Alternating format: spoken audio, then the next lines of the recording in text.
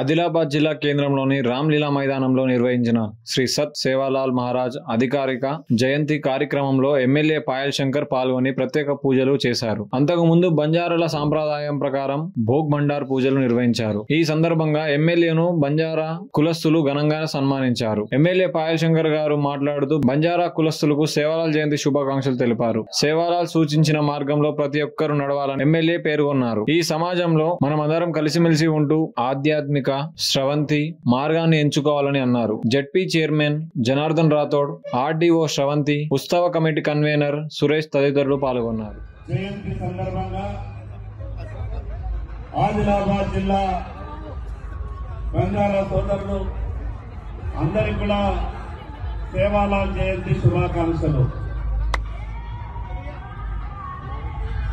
ఈ సమాజానికి ఆధ్యాత్మిక మార్గం ఇచ్చి మనిషి ఏ రకమైనటువంటి జీవితం జీవించాలో అనేకమైనటువంటి బోధనల ద్వారా సేవాలాల్ మహారాజ్ గారు ఇచ్చినటువంటి ఆ యొక్క మార్గాన్ని మనం అందరం కూడా పాటిస్తూ సాటి మనుషులను గౌరవిస్తూ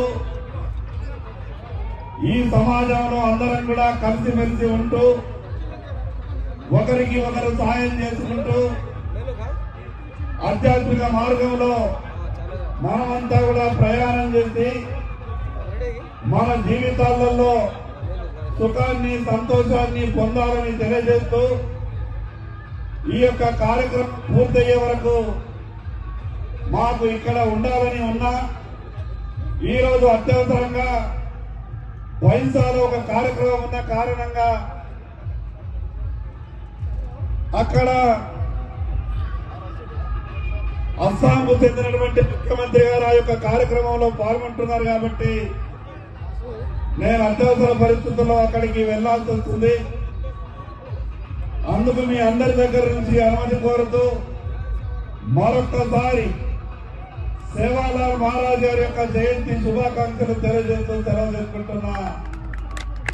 సేవాలాల్ మహారాజ్ కి